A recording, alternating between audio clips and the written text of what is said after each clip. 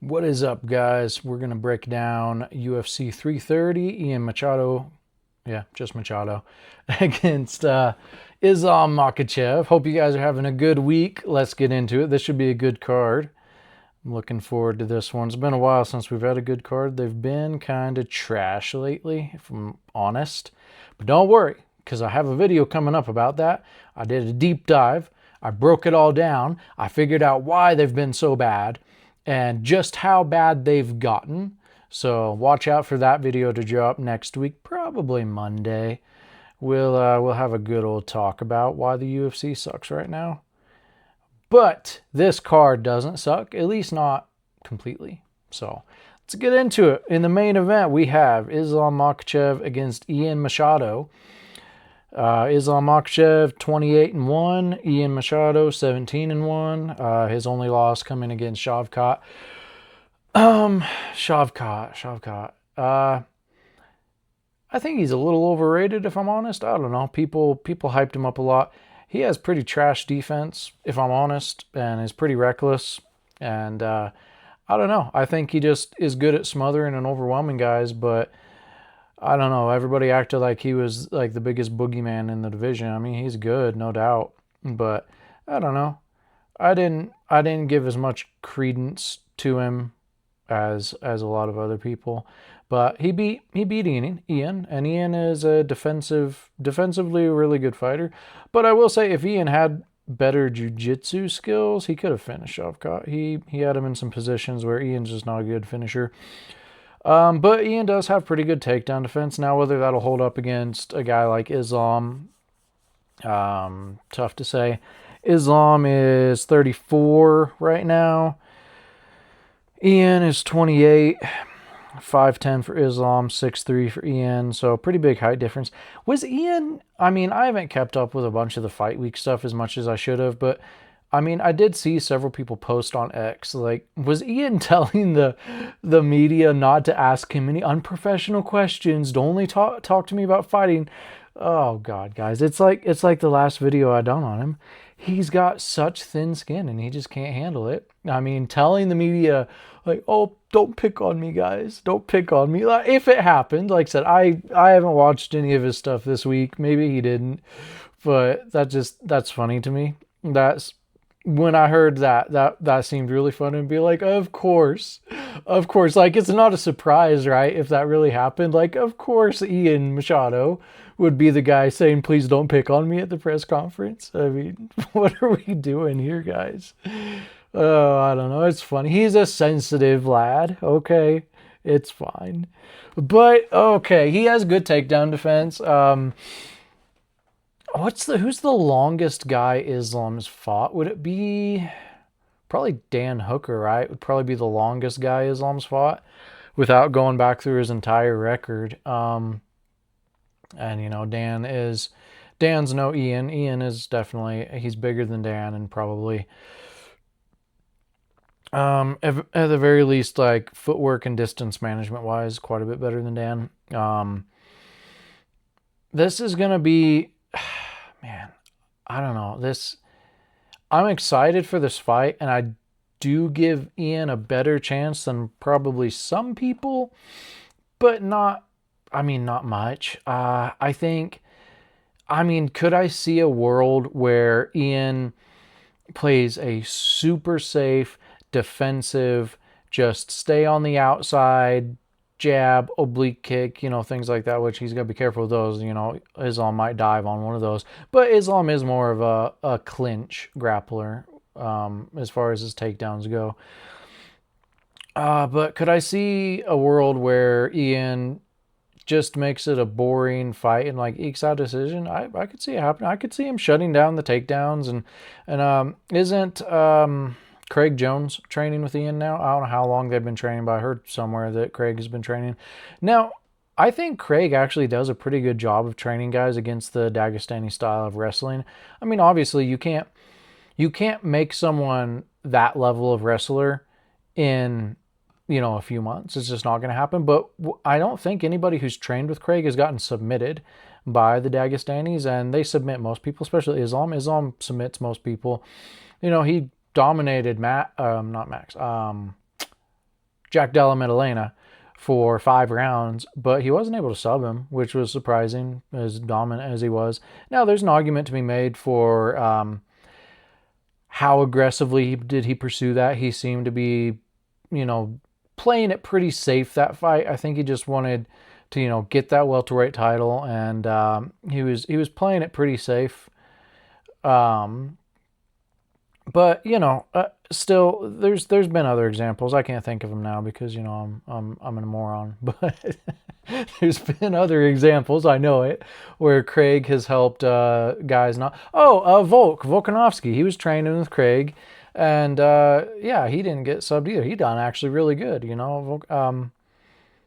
Yeah. A lot of people think he won that first fight. I'm sorry, guys. There's a fucking spider hanging from my ceiling, and I have to murder it. I have to murder it. Sorry, it's distracting me. All right. Sorry, guys. Had to be done. It's, day in the life of my professional studio. But anyways, where was I? That spider was throwing off my entire fucking train of thought. I kid you not. He was messing me all up. Where was I at? Oh yeah, with Craig Jones and the grappling. So I think that is going to help Ian at very least stay somewhat safe from subs and stuff if he does get taken down. And like I said, Ian's got pretty good takedown defense. So I could see a world where Ian pulls it off, but would I bet on it? No. I mean, I don't know what the odds are. Let's see if we can pull them up, because I am curious. What are the odds for that fight? Because we're gonna talk some bets. We're gonna. I've actually been having some pretty good luck. Again, follow me at your own risk, because I will go month straight just winning, and then I'll just go month straight just devastating loss after devastating loss. So again, I bet for fun. I don't bet crazy money. I just bet for the fun of it. I don't have crazy money, so I can't bet crazy money. You can't bet what you don't have. But yeah, but I'll throw some things that I think are fun betting wise, and you guys can follow them at your own risk. Okay. Islam is a -345 favorite to Ian's +275. It's actually not bad money, honestly, on Islam. You might play with like a same game parlay or something, maybe try to get that down closer to like -100, -100, I mean. And shoot, that's, you get Islam at -100, like maybe say Islam, what would it be if we went, let's try something here. Bear with me, guys. We'll, and here I am rambling, we'll ramble our way through this. I just want to see, let's do a quick little same game parlay. Let's check this out. If we pick Islam and we pick over a round and a half, that brings us to -175. What else could we do? Because I think Ian can stay safe for over a round and a half. I think he can do that. What else can we do? I don't want to pick a winning method, because I could see Islam subbing him late, finishing him with ground and pound late, or just going to decision. So,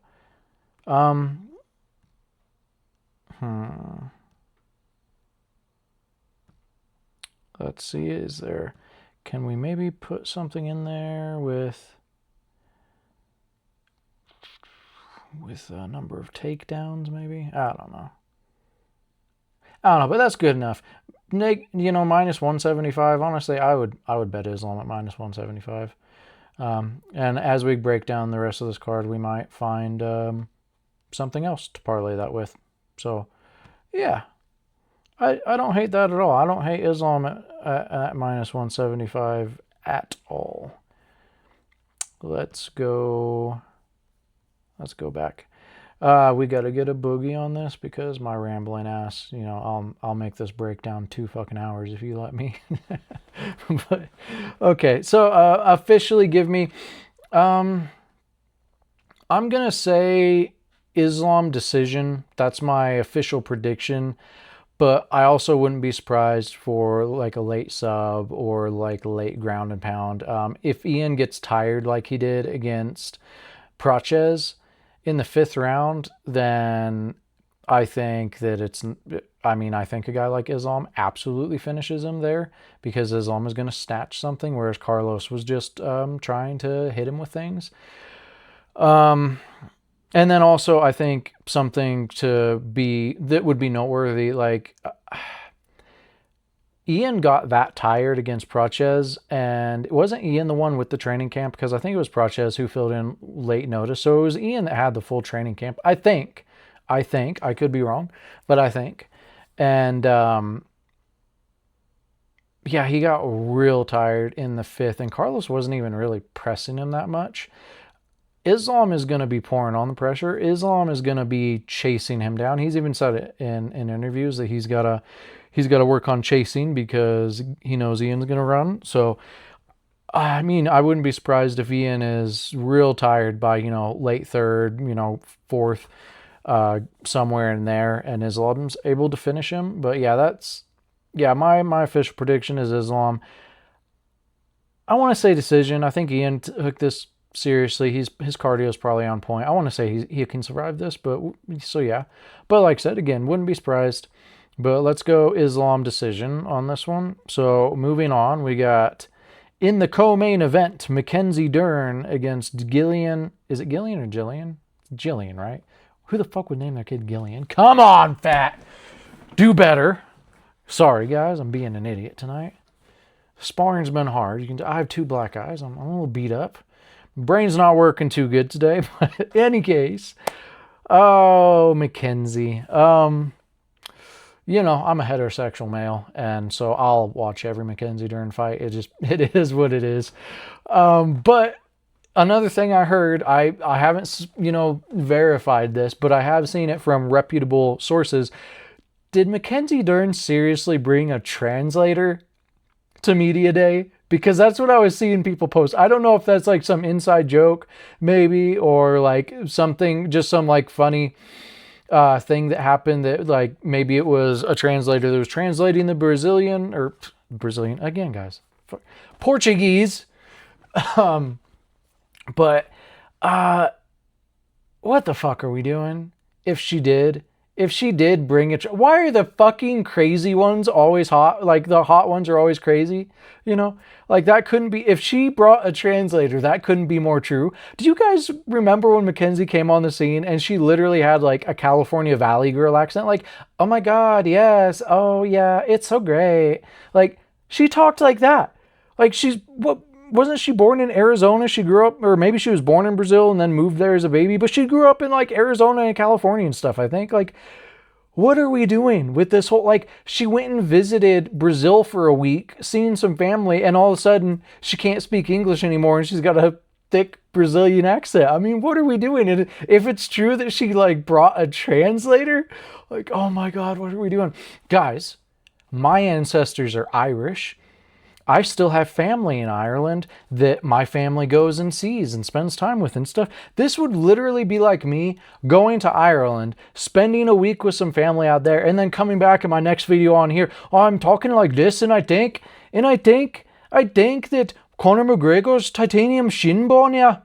He's got a titanium shin bone, yeah. Oh, he's gonna be good in his comeback, lad. Like, I'm sorry you guys had to listen to that. Clearly, I can't talk in an Irish accent because I'm an American.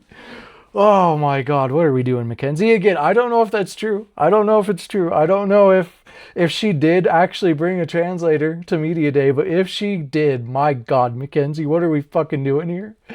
Oh man, it cracks me up. I hope she did. I hope she did just because it's so damn funny. But I've got to say, like, I've got to go for Jillian just on principle if Mackenzie brought the translator, because it's like, at this point, what are we doing, Mackenzie? Like, what are we doing, really?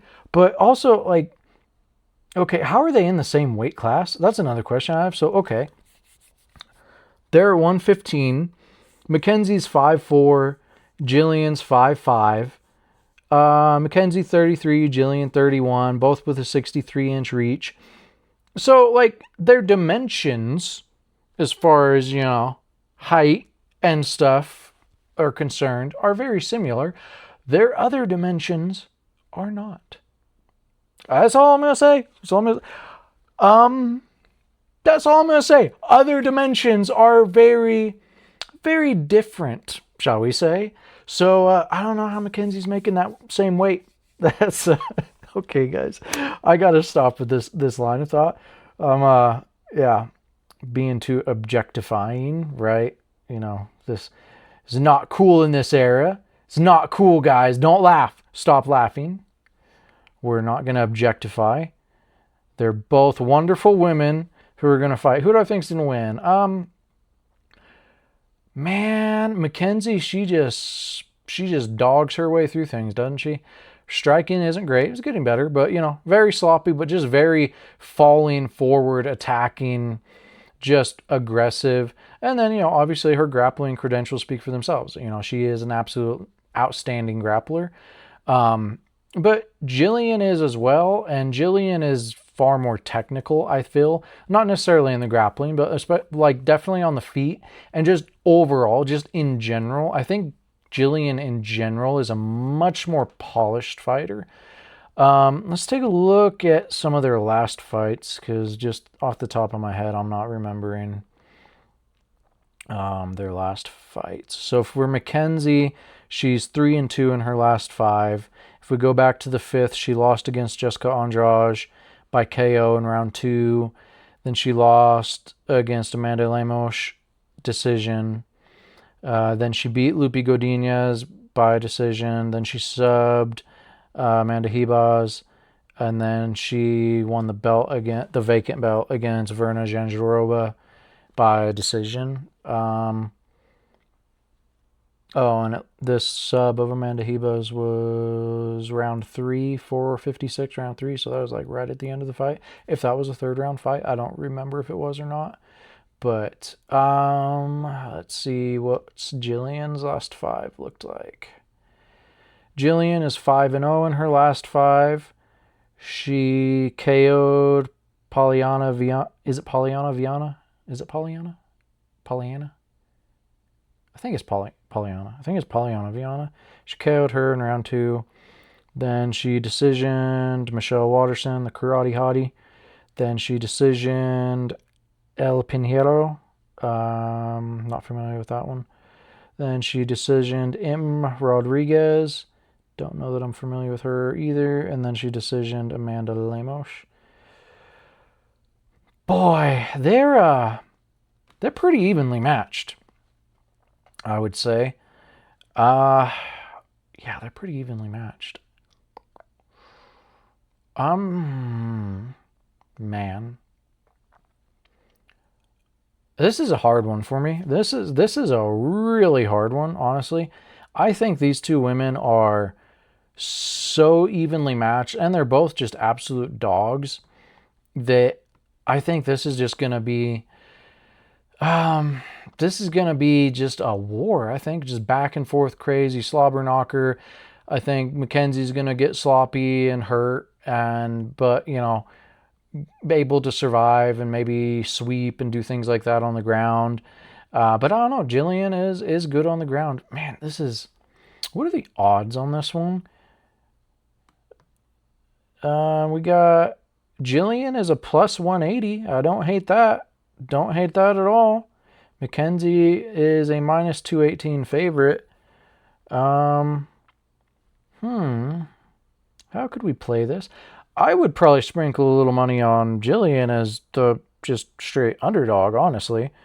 But if you want to put it in a parlay, let's see, if we parlay that with our same game Islam and over 1.5, if we pick this one over 3.5 and add that into the parlay, what do we get for a parlay? Can you do a same game parlay mixed in with, oh yeah, you can. Okay, that brings us to 128. Brings us to plus 128.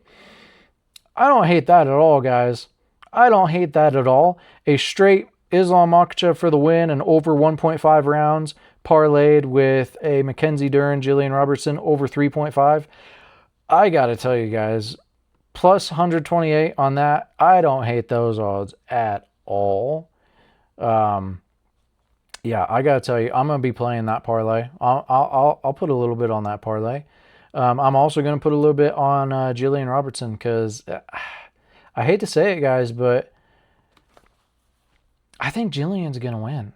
I I do. I just think that I think she's good enough on the ground to stay safe against Mackenzie's grappling, and I just think she's like a quite a bit more technical and better striker. I don't think Mackenzie really has like the power to really change the fight in one shot against Jillian. Jillian probably really not either. You know, Mackenzie's tough as nails, but yeah, I think we're gonna get a Jillian that can neutralize Mackenzie on the ground, neutralize the takedown attempts because Mackenzie is awful at takedown attempts. I mean, that's something that hasn't changed much. She's very bad at takedowns, and I think we're just gonna get Jillian just kind of outpointing her. I think Jillian by decision. That's my pick, and so I love the plus money on Jillian, and I also love the just over 3.5 parlay. If you're super confident on Jillian as well, you might throw Jillian and the Islam same game parlay into a parlay. That'd probably put you like plus 400 or something like that, something crazy. So I might sprinkle a little bit on that too. Why not? So yeah, moving on. I got Jalen Turner against Kai Fernandez. We'll say Kai Fernandez. I'm glad Jalen's back. He retired there for a while. He was bummed out about some losses, but he's fun, man. He's fun. I don't know how he makes 55. That guy's huge. But yeah, he's real fun. He's aggressive. He's a good striker. I don't know anything about this Kai Fernandez kid. What's his record? Is he new? He's Brazilian. He's 11-2. So he's been in the UFC for 4 fights. In his 4 fights in the UFC, he is 3-1. So he lost against Mark DeCasey, and then he won against Yaya. That name sounds familiar. Sorry, I can't place it right now though. Then he beat GQ Taladze. He's not terrible. And then he beat Harry Hardwick. That was a round 1 KO. His yeah, so he's not bad. What's Jalen's last 5 looked like? I know he just recently came back. So Jalen is 2-3 in his last 5. He lost to Dan Hooker, but that was a crazy fight. He had Hooker so hurt. I mean, Dan's just a dog, man. And then he won against Bobby Green. He KO'd Bobby Green in round 1. But then he lost to Hanato Moicano in round 2, which there again, he had Moicano hurt bad, and he fell apart after that though. After Moicano came back, didn't he? He hurt Moicano and then done the whole walk off, and then I think that just fucked with his head because he didn't come back the same after that. Then he got subbed by Ignacio Bahamondes, and then in his recent comeback, so he wasn't gone that long. His retirement was short-lived. So then he came back and beat a 58-year-old Edson Barboza. So I like Edson. I'm not talking shit, but he's been around forever. He's got to be old as shit by now. What do I think about this one? It's hard for me. I can't really give like a good pick, especially not a betting pick on this one since I am not familiar with Kai Fernandez.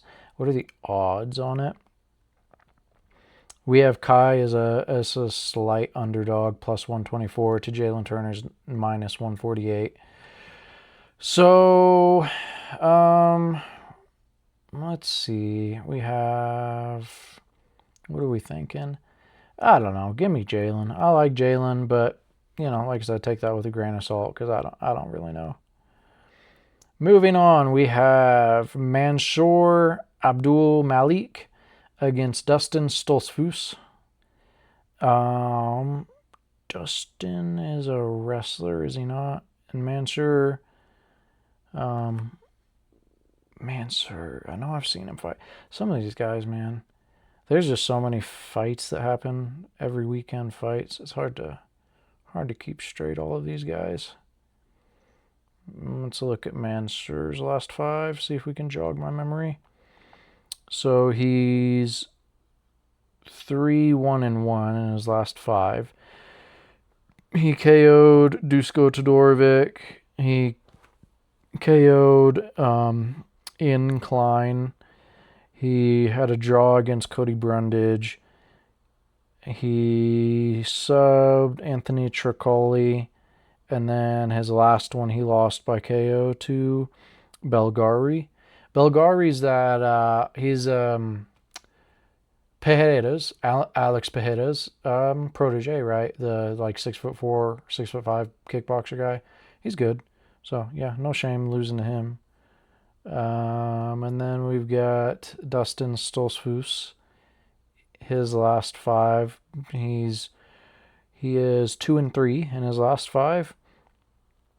He subbed P. Soriano, then he got KO'd by Bruno Ferreira, then he KO'd Marc-Andre Barrio, power bar, then he got decisioned by Ruzaboyev, Nursultan Ruzaboyev, and then he got decisioned by Kelvin Gastelum. So, fair to say he's a pretty middle of the road guy, if we're being honest. Yeah, takedown average 2.08, sub average 1.11. So yeah, I think I was right. He's a wrestler. What are the odds? I imagine Mansour is probably a pretty big favorite. Yeah, Mansour is a minus 675 favorite, and the tape shows that that's probably how it should be. Yeah, give me Mansour. Don't really know a particular how. Just yeah. I'd say Mansour's got this one down. So, yeah. Oh, speaking of the old man, we have old man Barboza. Okay, so he's 40. The fuck? Homie went to Turkey and got that transplant. He's got a little cabbage up top now. I don't think I've ever seen him with the cabbage up top. I don't know if that was just by choice or he was bald. I don't know, but I've never seen old Mr. Barboza with all the cabbage up top. That's interesting. He's fighting Esteban Ribovics. Ribovics is good. He's very aggressive. He's young. He's 30. Barboza is always explosive and dangerous. I mean, even at 40 years old, he's so fast and he's so explosive, but he's never had amazing cardio. But he's up at 55, so maybe, I mean, I don't know. I guess I shouldn't say he hasn't had great cardio when he gets wrestled, but, Ribovics is more of an aggressive striker, I would say, more so than a wrestler. So, this is probably like a feed the old guy to the young. Ribovics should get this one, but also, I mean, the guys, especially at 55, the old guys have been holding serve at 55 for a while. Some guys are starting to break through, but these old guys at 55 are doing good. Let's look at what Edson's been up to. What's his last 5 looking like? He is 2-3 in his last 5. He's lost 3 in a row. So before he went on this losing streak, he KO'd Billy Quarantillo, and then he decisioned Sadiq Youssef. Then he's lost a decision to L. Murphy. Is that Lerone Murphy? Yeah, probably Lerone Murphy. It must have been when he was still at 45. Then he lost a decision to Drakkar Klose. And then he got KO'd in the first round by Jalen Turner in his last one. So, yeah, old Mr. Barboza is not on a great run. Let's look what Rybovics has been up to. Rybovics is 3-2 in his last 5. He lost his last one by sub against Mateusz Gamrot. Before that, he decisioned E. Brenner. Before that, he lost to Nazarat Hakparast. Before that, he won against Daniel Zellhuber. And before that, he KO'd Terrence McKinney. So, another guy who's, kind of up and down, forward and backward, side to side, and, But yeah, I think he's got this one. What are the odds? We got Edson Barboza is a plus 490 underdog to Esteban Rybovics, minus 675 favorite. Yeah. I'd agree. I don't know if I'd have it that wide. I think that's a little wide, but yeah, I would say Rybovics should definitely be the favorite. I'd probably have more in like minus 300, but it is what it is. They want to encourage some people that think that Barboza, because of explosiveness, can still get in there. They want to encourage some betting on Barboza. That's a big reason the line is so wide. It's all the sports books games. Moving on, we have Chidi Njokuani against Yoel Alvarez.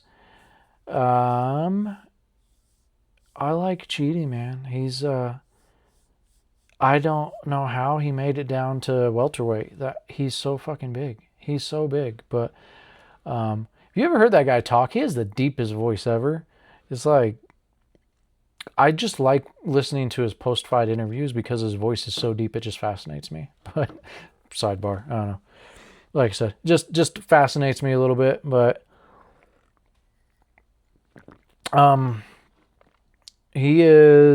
Chidi is 25-12. Also, I like his name. I like Chidi because if you haven't seen it, the sitcom The Good Place with Ted Danson and Kirsten Bell, I think is her name. I won't give away the plot if you haven't seen it, but it's a sitcom. I think it's on like Hulu or something.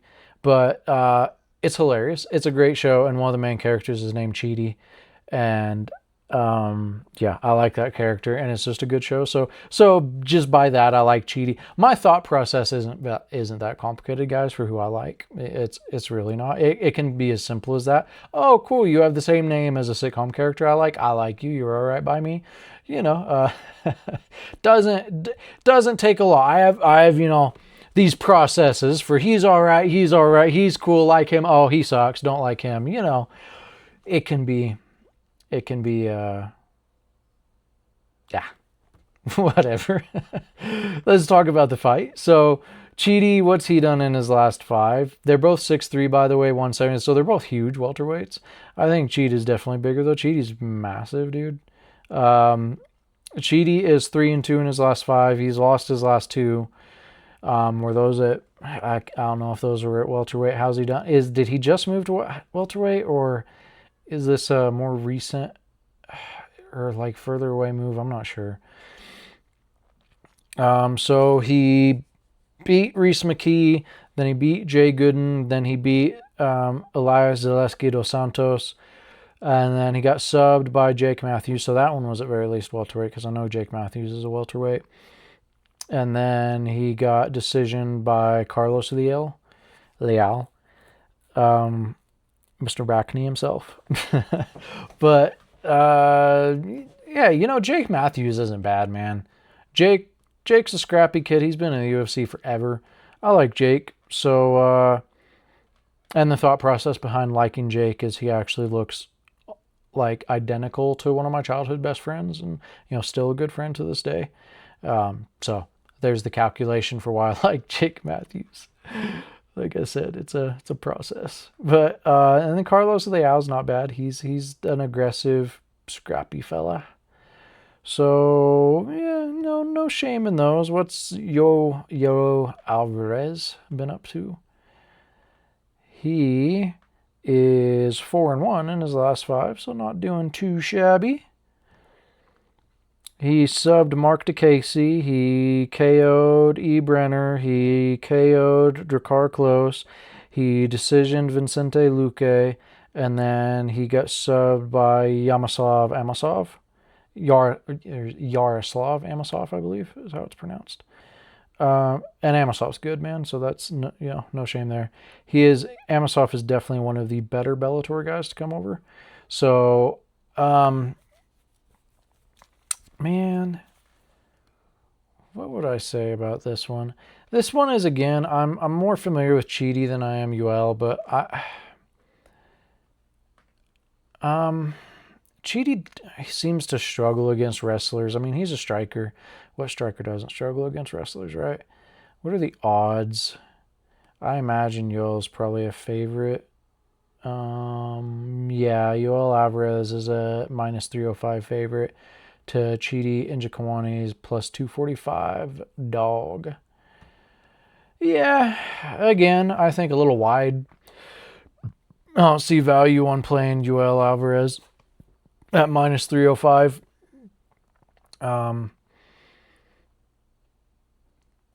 If I was going to sprinkle a little bit on Chidi, I might just sprinkle a little bit on like a round 1 or a round 2 KO. See what that gets you. That would probably get you like pretty high plus money.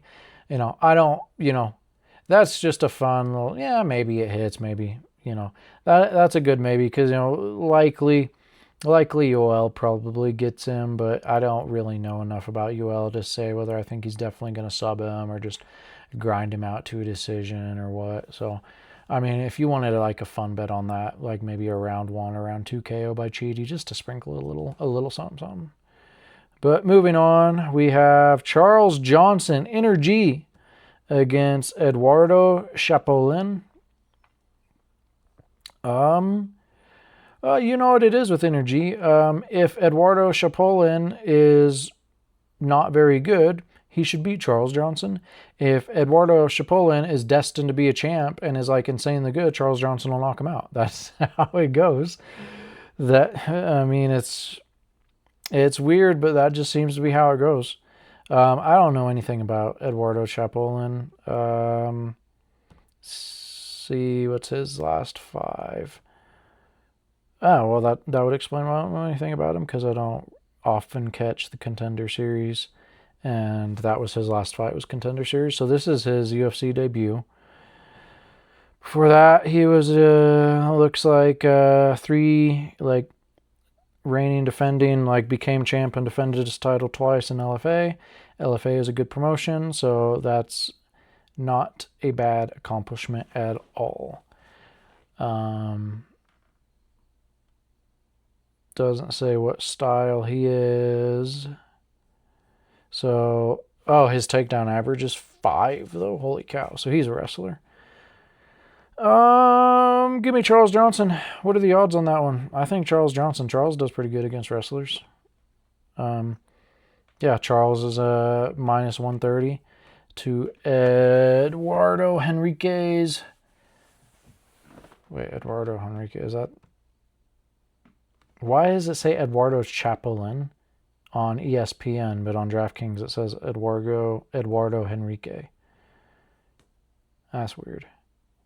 Well, I don't know if it's Henrique or Chapolin, but I mean, do we have an Ian Garry situation here where he took his wife's name or something? What are we doing? I don't know. But give me Charles Johnson. Energy. Yeah, I think Charles Johnson. Put me down for that. Next up, we have Dante Johnson against Eric Makhachev.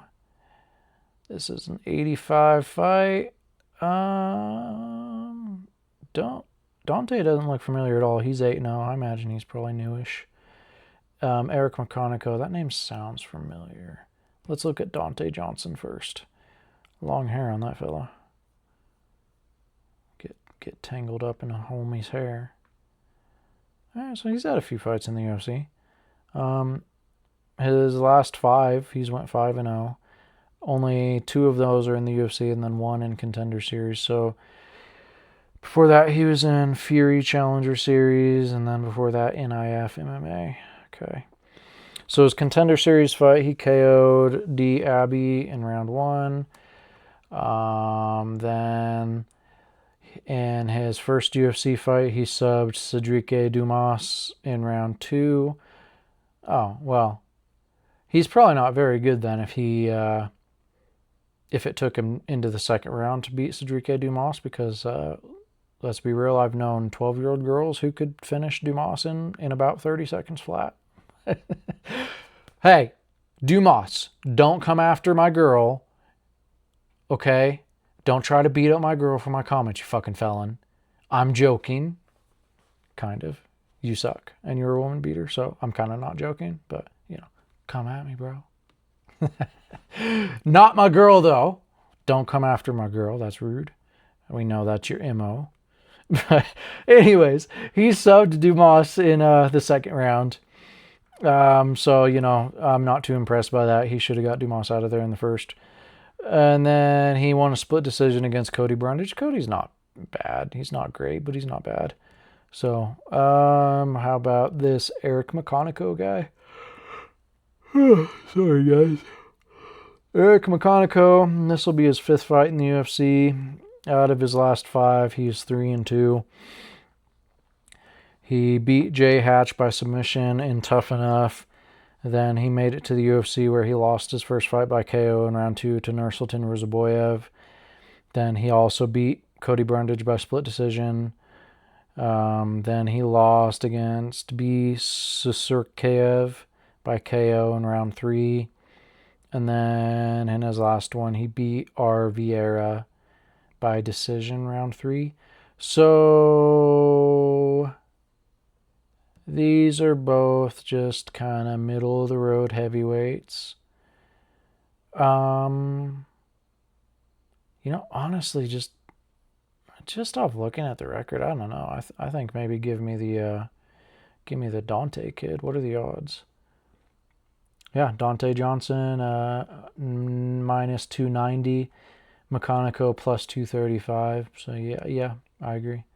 I'm thinking, just looking off past opponents and the way they finished them and stuff, I think give me Dante. I think give me Dante for the knockout, honestly.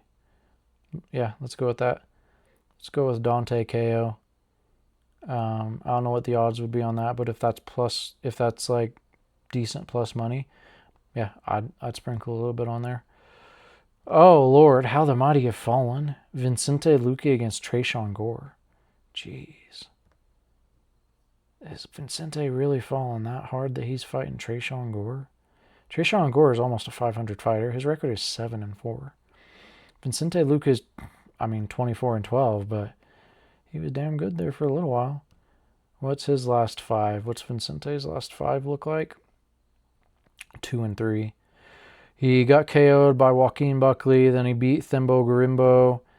Then he got subbed by Kevin Holland. Then he lost a decision to Joel Alvarez. And then he got subbed by Kevin Gastelum in his last one. Okay. No, I'm sorry. He subbed Kelvin Gastelum in his last one. What am I saying? Okay, well, that's a good sign. So he's not fallen Kelvin Gastelum low. And then Tresean Gore, what's he looking like in his last 5? He's 3-2 in his last 5. He subbed Joshua Fremd. He subbed Anthony Tricoli. Then he lost to, I think it's Marcus Tulio. Then he lost a decision. He lost by KO to Tulio. Then he lost a decision to R. Vieira. And then he subbed A. Bekov in his last one. I can't bring myself to believe that Vicente Luque has fallen so far that he's going to lose to Tresean Gore. So I'm sorry, give me Vicente Luque. Tresean Gore seems to do his best when he bulldozes into you and gets you in some sort of choke or something, grappling exchange. And I just think Vicente Luque is good enough on the ground that he will be the one that catches Tresean Gore in something, or even just is able to keep it on the feet and outstrike him. What are the odds? even money pretty much. We have Vincente Luque minus 105, and we have Tresean Gore minus 115. Yeah, I'd sprinkle a little bit on Vincente or put him in a parlay or something. I think Vincente's got this one. Give me Vincente by sub, but it could be KO, it could be decision, but I think Vincente sub. So moving on, next we have Rafael Tobias against Lucas Fernando. This is a light heavyweight fight. Not really familiar with either guy. Rafael's 23, Lucas is 29. They're both guys that have fists and feet and knees and elbows. They're two humans, and they both fight. And Lucas has a much longer reach. Lucas's reach is 80.5 inches to Rafael's 74.5. It looks like they both have fairly low significant strikes per minute, with both decently high takedown averages. So we have two grapplers in the light heavyweight division going against each other. Does that mean they cancel each other out and this is going to be a striking match where they're both not very good at striking, but it's fun because they're sloppy and one of them knocks the other out? I don't know enough about them. What are the odds? The odds have Rafael Tobias as a plus 235 underdog to Lucas Fernando's minus 290. So yeah, I don't know, guys. What's their last five look like? Are they durable fellows? Lucas Fernando's last five, he is 4-1. He lost in an LFA title fight to A. Bekov. Oh, hey, we just talked about him as like someone else's match. Then he got...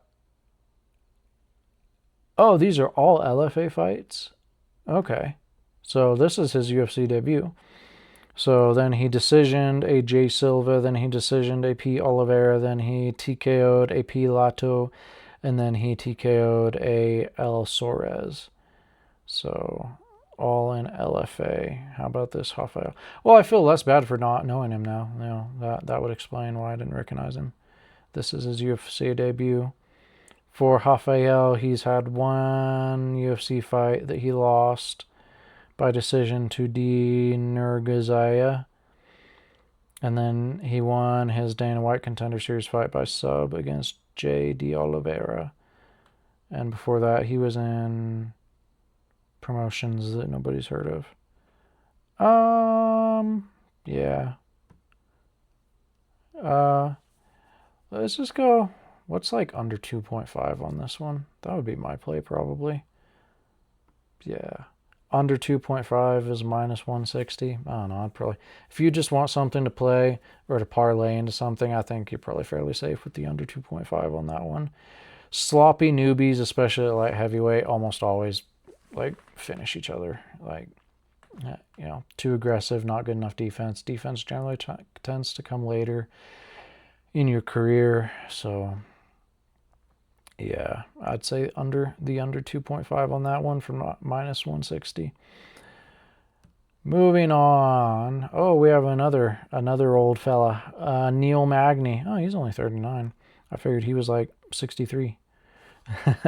He's been around forever as well. Neil Magny taking on Ramiz Brahimaj.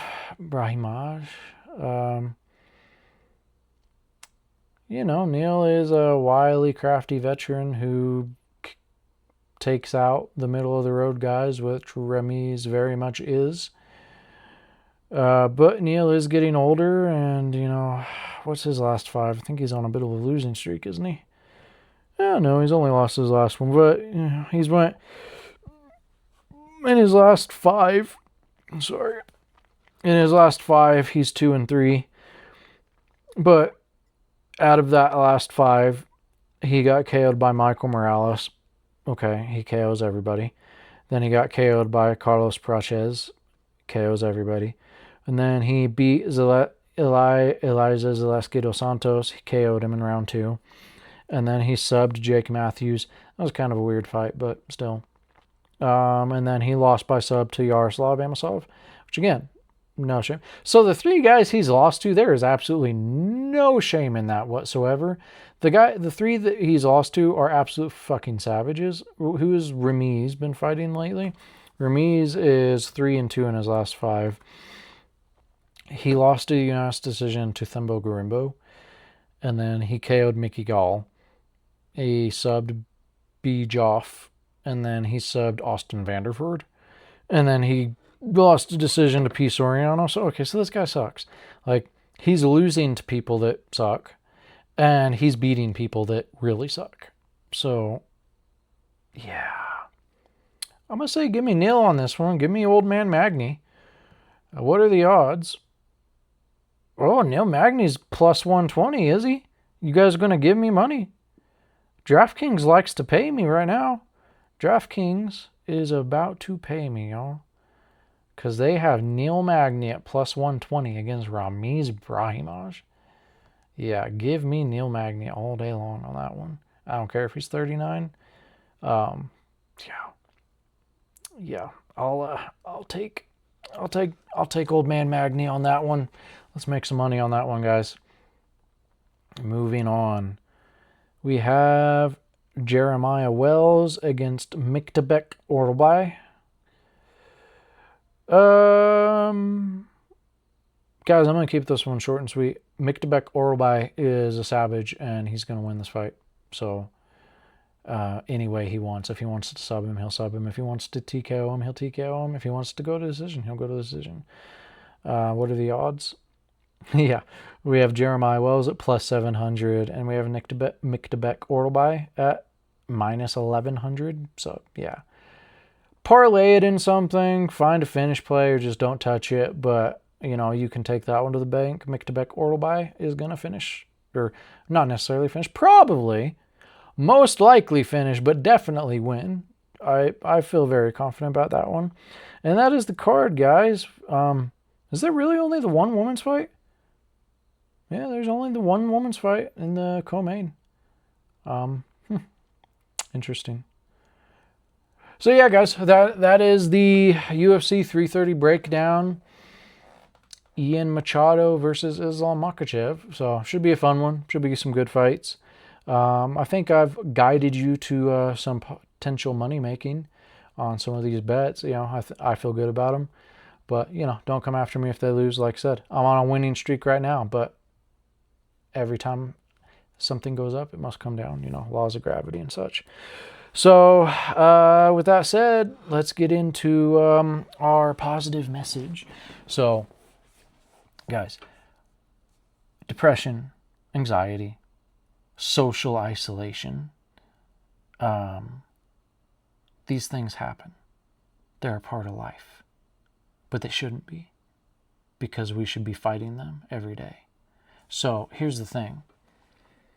If you are stuck and sad or angry or unmotivated, every day you allow yourself to stay stuck, it just makes it harder and harder to dig yourself out of that hole.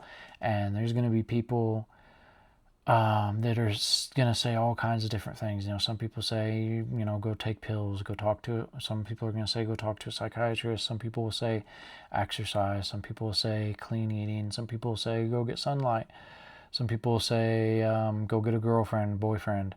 Some people will say, go get a dog, a cat. Some people will say, go find a hobby that you immerse yourself in. But I'm here to tell you that it's not any of those things. It's all of those things. It's all the above, guys. No one thing works for everybody. We're all different, but all these things can help no matter who you are. They're little steps forward. You don't have to do all of them, and you don't have to do them every day. You can tell yourself that anyways. You can say, I don't have to do this every day. I just have to do this today. And then you get out of bed and you do it today, because it's twice as hard the next day to get out of bed and do it. So find the things that have the most impact on you. For me, it's the gym. It's MMA. It's jiu-jitsu. It's all those things. It's that family that I have in my gym.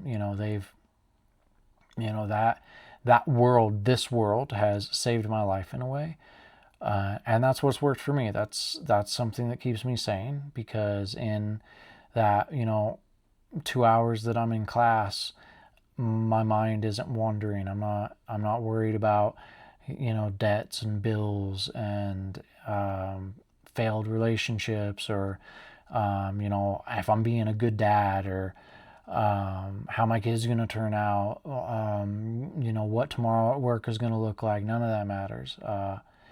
It's just I'm free in those 2 hours I'm in class, and so that's why it matters so much for me. Same thing for the gym. If I'm going and I'm lifting, I'm around like-minded people, and even if we don't talk, I'm not a talker at the regular gym. When I'm going lifting, I'm not the guy who's talking. I'm the guy who has his headphones in and is just doing work by myself. But it's still like, it's a weird psychological thing where it makes us feel good to be around people that are pursuing the same things as us. And so even though I'm in that gym and I'm not talking to anybody, I'm, seeing a 65-year-old man over in one corner, doing, his light, dumbbell weights, or, I'm seeing a big, massive, enormous guy who looks like he lives there doing a freaking 300-pound bench. I'm seeing, 23-year-old girl doing the, whatever they call them, the shit that makes your butt big, whatever those exercises are. I'm seeing the soccer mom on the stair climber, and I'm seeing the other guys like me. I'm just seeing all these different people that are all here for the same reason. We're trying to improve ourselves, and it's a beautiful thing. It's good. It's good for your mind. And so give that a try. Give hobbies a try. Find something that you're passionate about. But find something where you're at very least around other people. Even if you're not interacting with them, just being around them helps. Isolation can sneak up on you. It's a tricky thing. Like, I'm a person who is good in isolation. I like isolation. I can turn it on and be social when I want to be, but for the most time, I just like hanging out at home, doing my thing, chilling with my kid. And but it creeps up on you. I can find myself going too long like that, and the next thing I know, I'm like, it hits me. I'm like, I'm feeling a little down. I need like interaction. I need to go like hang out with friends. And so yeah, don't be a loner too long. Go hang out with friends. Go talk to family. Call your family. Family's important too. In America, we don't put a big emphasis on family, and it's a sad thing. It's a shame. I think we have it all wrong in that regard. Me personally, me and my brothers all live, either 1,000 or well over 1,000 miles away from each other, and parents, same. Yeah. I live several states away from many of my good friends, and yeah, it sucks. It sucks that that's kind of I don't know, the culture in America where we all just kind of go our own way and do our own thing, and bounce around and wind up where we wind up, and we don't take family that seriously. But I will say, I a few months back started because me and my brothers, we would go literally years without saying a word to each other. No text, no calls, nothing. We wouldn't talk for years at a time. And a few months back, I started just a group thread, just a group text thread.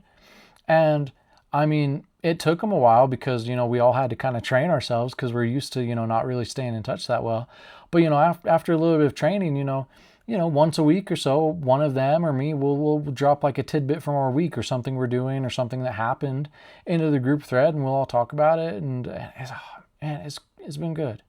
It's been good. I've enjoyed it. I've enjoyed getting to talk to my brothers more. And there was nothing stopping us before. It's just the mindset and the culture. It's just not a good thing. So, talk to your family, talk to friends, go make new friends, talk to me in the comments. I'll talk back.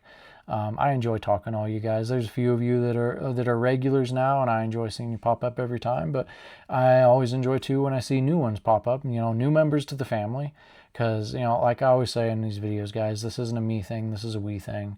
I'm trying to build a community here because I think that's the most important part, and something that gets missed in the social world, the like internet social world we live in. Everybody's on YouTube or Instagram or whatever to try to make money.